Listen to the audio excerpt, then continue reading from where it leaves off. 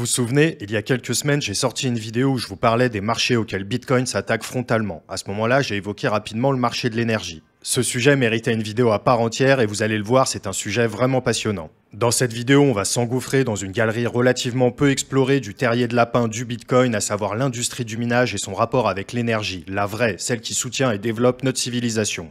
Avant d'entrer dans le cœur du sujet, je tenais à remercier Philmining qui sponsorise cette vidéo. Philmining est une société française qui propose plusieurs solutions pour miner du Bitcoin, notamment via la vente et l'hébergement d'ASICS. Ils ont ouvert une toute nouvelle ferme de minage aux Émirats Arabes Unis alimentée par de l'énergie solaire et vous allez voir que ça colle parfaitement avec notre sujet. Je vous en reparle plus en détail à la fin de cette vidéo. On est parti. Très souvent, le discours dans les médias traditionnels est le même. Bitcoin pollue, c'est une aberration écologique, ça consomme plus qu'un pays entier, ça va faire bouillir nos océans. Bref, les attaques envers l'invention de Satoshi Nakamoto ne manquent pas quand il s'agit de parler d'énergie et d'environnement. Posons un peu les choses à plat et pour ça on va partir de la base. Vous n'êtes pas sans savoir que Bitcoin fonctionne sur un algorithme en preuve de travail, c'est-à-dire qu'il nécessite que des mineurs engagent de grosses quantités d'électricité pour que la blockchain avance. Et c'est exactement là où ça coince. Bitcoin consomme de l'électricité et on a souvent cette image biaisée de l'électricité comme étant une ressource rare que l'on doit économiser à tout prix et j'en passe. Alors oui, mais non. Pour comprendre, il faut un peu parler du fonctionnement du marché de l'électricité qui relève à la fois d'enjeux économiques, sociaux et politiques. Dites-vous bien une chose, c'est que l'électricité est simplement un déplacement d'électrons. Dans les grandes lignes, ce n'est pas une ressource au sens où on pourrait l'entendre pour le pétrole ou le gaz par exemple. À l'échelle d'un pays, la production d'électricité se fait sur la base de ce que l'on appelle un mix énergétique. Ce mix est composé d'énergies non renouvelables comme le pétrole et le gaz et d'énergies renouvelables comme le photovoltaïque, l'éolien ou bien l'hydraulique entre autres. En France, voilà à quoi ça ressemble. Et oui, quasiment 70% de l'énergie provient de notre grand parc nucléaire, fruit du désir de souveraineté énergétique de la France, porté entre autres par le général de Gaulle dans les années 60. Mais il faut bien se dire que dans d'autres pays, ça n'a pas du tout cette tête-là. En Allemagne, par exemple, littéralement nos voisins, ça ressemble à ça, quasiment 30% de charbon. Bref, on produit de l'électricité, il faut bien la consommer. Et oui, quelque chose que les gens oublient souvent quand on parle d'électricité, c'est que ça se stocke très mal. Et quand je dis très mal, c'est vraiment pour ne pas dire que ça ne se stocke pas tout court.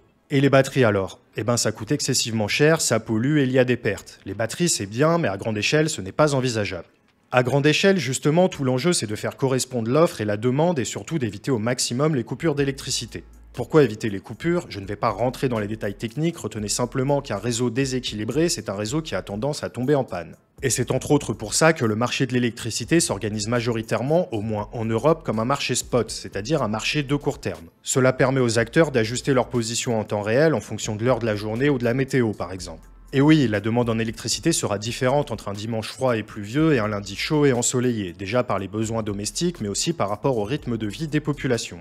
Le marché de l'énergie doit en continu faire la balance entre des dynamiques de marché, c'est-à-dire d'offres et de demandes, mais aussi des dynamiques réglementaires. Par exemple, dans les années 90-2000, la priorité était donnée à l'intégration de ce nouveau marché et donc au court-termisme et à la compétition. Mais depuis 2010, les considérations ont changé. Et en France, par exemple, on essaye de plus en plus de l'intégrer dans des logiques européennes qui cochent le cahier des charges du développement durable et mettent l'accent sur la limitation du réchauffement climatique. Et ça, ce sont des considérations long-termistes qui ne sont plus trop en phase avec notre vision court-termiste du marché de l'électricité. Venons-en finalement aux mineurs de Bitcoin, car au fond, c'est ça qui nous intéresse. Vous avez sans doute déjà entendu parler du minage, mais est-ce que vous savez ce que c'est? Eh bien, il s'agit d'une grande loterie où toutes les 10 minutes environ, un grand nombre de personnes tentent de découvrir le ticket gagnant, c'est-à-dire la bonne combinaison pour miner le prochain bloc de la blockchain Bitcoin. Plus vous avez de puissance de calcul, donc plus vous allouez de l'électricité au réseau, plus vous avez de chances de remporter le ticket de loterie. L'algorithme de difficulté créé par Satoshi Nakamoto est là pour s'assurer qu'un ticket gagnant est bel et bien trouvé toutes les 10 minutes, indépendamment de la quantité d'électricité allouée au réseau Bitcoin. Pour le dire autrement, chaque fois qu'une nouvelle personne se met à miner, le ticket gagnant est un peu plus compliqué à découvrir. L'inverse est vrai aussi. Si des gens se mettent à débrancher, l'algorithme s'ajuste et il devient plus facile de gagner le jackpot. Le minage s'est indéniablement industrialisé, et alors qu'au tout début de Bitcoin on minait avec le processeur de son ordinateur, maintenant tous les mineurs qui ont réellement une chance de remporter le gros lot ont des machines spécialisées qu'on appelle des ASICS. En clair, ce sont de gros calculateurs qui sont spécialisés dans le calcul et sont optimisés spécialement pour cette activité. Ces mineurs ont plusieurs particularités. D'abord, comme je l'ai dit, ils consomment de l'électricité. Ça paraît trivial dit comme ça, mais ils ne le font pas comme tout le monde. Ils consomment de l'électricité avec une flexibilité extrême, c'est-à-dire qu'ils peuvent éteindre ou allumer leur machine à peu près quand ils veulent. Ensuite, ils peuvent se déplacer vraiment très facilement. Les ASICS peuvent être entreposés dans des conteneurs et en quelques jours, une ferme de minage peut s'implanter dans un autre endroit.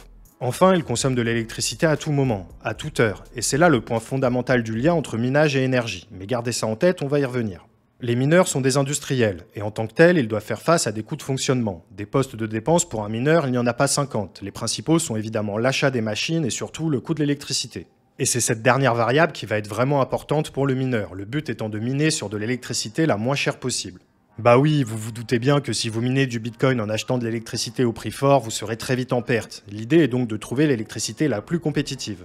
Et où est-ce qu'on trouve ça? Principalement à deux endroits. Le premier, c'est dans les surplus, dont je vous parlais en début de vidéo.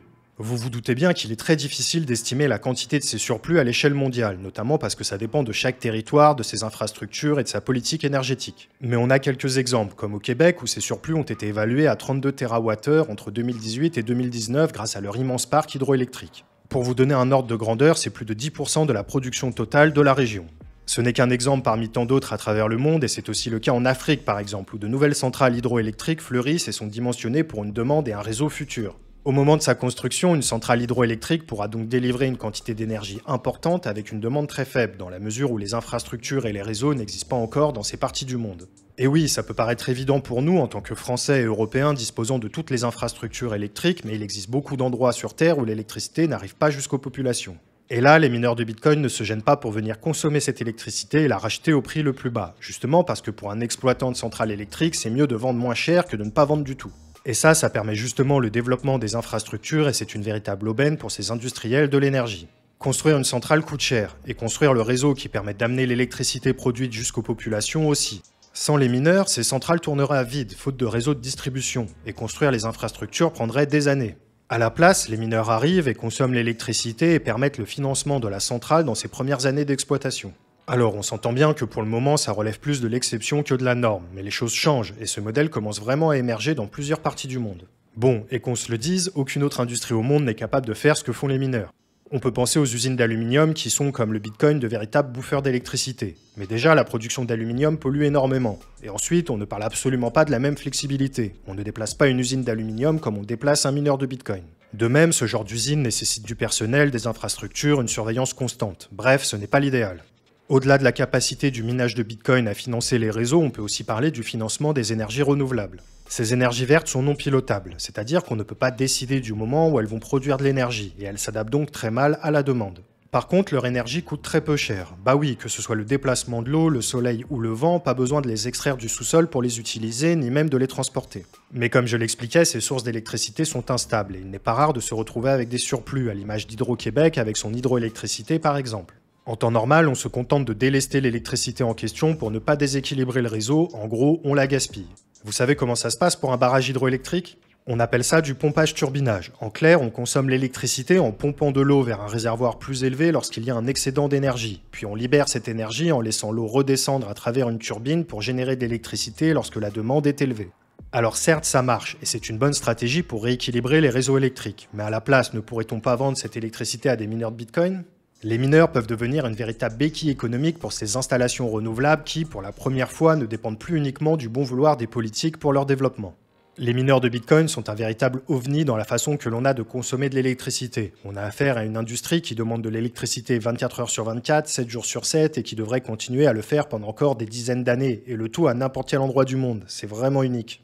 En prime, ces mineurs sont extrêmement flexibles tant géographiquement que temporellement. Ils n'ont besoin de rien si ce n'est d'une connexion Internet. Pas besoin d'autoroute, pas besoin de centaines de personnes pour faire tourner et pour gérer la ferme de minage. C'est la seule industrie qui peut se permettre d'opérer au milieu de la jungle sans que ce soit un problème.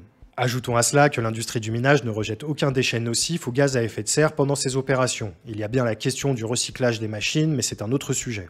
Et non seulement le minage ne rejette pas de CO2, mais ça va encore plus loin. Il pourrait même aider à dépolluer la planète. Restez avec moi, on va parler des torchères. Lorsque vous exploitez des énergies fossiles comme le pétrole et le gaz, vous faites face à un problème de poids, la pollution. Le processus d'extraction de ces énergies fossiles entraîne le rejet de divers gaz à effet de serre. D'après l'université de Stanford, environ 80% de ces rejets sont constitués de méthane. Pour rappel ou pour info, le méthane est un gaz qui possède un effet de serre plus de 80 fois supérieur à celui du dioxyde de carbone. Et ça pose problème. Donc les industriels du pétrole sont obligés de brûler ces déchets avant qu'ils ne soient rejetés dans l'atmosphère. C'est ça qu'on appelle le torchage. On brûle ce méthane pour limiter au maximum les rejets. Pourquoi on ne l'utilise pas? Vous avez sans doute en tête les images de ces puits de pétrole au fin fond du désert. Et oui, le problème c'est qu'il n'y a personne pour utiliser ce gaz à proximité, et le plus souvent aucun transport ou stockage n'est rentable. La seule solution reste donc le torchage. Et c'est là que les mineurs de Bitcoin entrent en jeu. Depuis peu, des expérimentations ont lieu pour valoriser ce gaz et le vendre à des industriels du Bitcoin. On peut par exemple citer la société Crusoe Energy qui propose un système réduisant les émissions de méthane dans l'atmosphère de près de 98% pour le cas des torchères, le tout en minant du Bitcoin. Oui, vous avez bien entendu, le méthane n'est plus brûlé dans une torchère vétuste et peu contrôlée, mais dans une centrale propre et bien entretenue permettant à des mineurs de Bitcoin de miner pour pas cher, le tout en évitant un gros problème de pollution. Pas mal, non ? On pourrait vraiment aller très loin en ce qui concerne le lien entre le minage de Bitcoin et l'énergie, car c'est un véritable terrier de lapin à part entière. Les cas d'usage du minage de Bitcoin sont vraiment multiples, mais je ne résiste pas à l'envie de vous en montrer quelques-uns pour bien terminer cette vidéo. On a par exemple ce spa à Brooklyn qui mine du Bitcoin et chauffe ses bassins à l'aide de la chaleur que génèrent les machines. Ou encore l'histoire de ce Bitcoiner qui a construit une piscine entièrement chauffée avec des ASICs. Je peux aussi vous parler de ces mineurs au Guatemala qui utilisent l'huile de cuisine usagée pour alimenter des ASICs. Faute de réutilisation, cette huile était au choix jetée dans la rue ou bien dans les canalisations direction les eaux du lac local. Enfin, on peut aussi parler de ces agriculteurs hollandais qui utilisent la chaleur des ASICs pour chauffer leurs serres et faire prospérer leur culture. Vous l'aurez compris, les mineurs de Bitcoin ne sont pas que de formidables outils pour supporter les énergies renouvelables et rééquilibrer les réseaux, ce sont aussi des chauffages qui rapportent de l'argent, et ça, ce n'est vraiment pas rien. Que ce soit au niveau de son intégration au réseau électrique ou bien dans des cas d'usage plus exotiques, il est indéniable que le minage de Bitcoin est vraiment une industrie à part. Et certains commencent à le voir, à l'image de l'actionnaire majoritaire et chairman de AAK, une société d'investissement industriel norvégienne spécialisée dans les énergies fossiles et renouvelables. En 2021, il publiait une lettre annonçant aux actionnaires le souhait de l'entreprise de s'investir pleinement dans les activités qui tournent autour de Bitcoin, voyant le potentiel immense du minage pour son entreprise et son pays. On peut aussi parler des fonds ESG, qui en gros sont des fonds d'investissement qui intègrent des critères environnementaux, sociaux et de gouvernance dans le processus de sélection des investissements.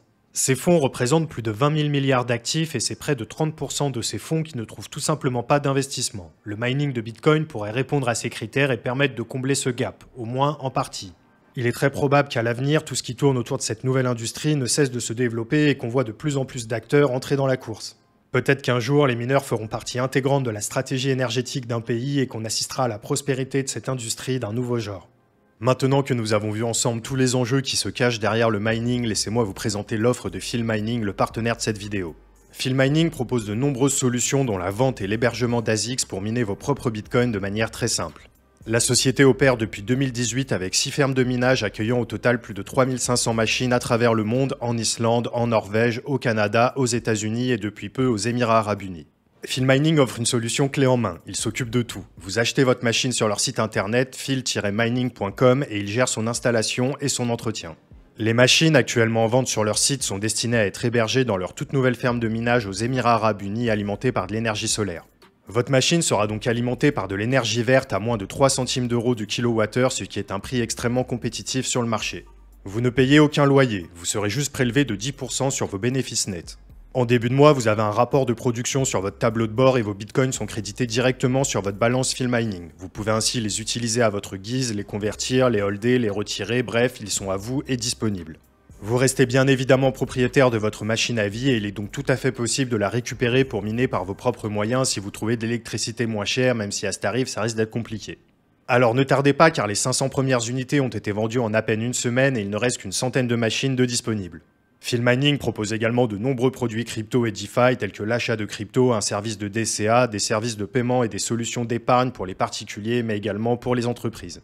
Bref, ils ont des offres pour chaque profil en fonction de vos besoins. La société bénéficie d'un enregistrement PSAN auprès de l'AMF et est en cours de demande d'agrément. Retrouvez toutes leurs offres et bénéficiez de réductions en suivant notre lien d'affiliation qui se trouve en description de cette vidéo. Alors n'attendez plus et équipez-vous avant le halving.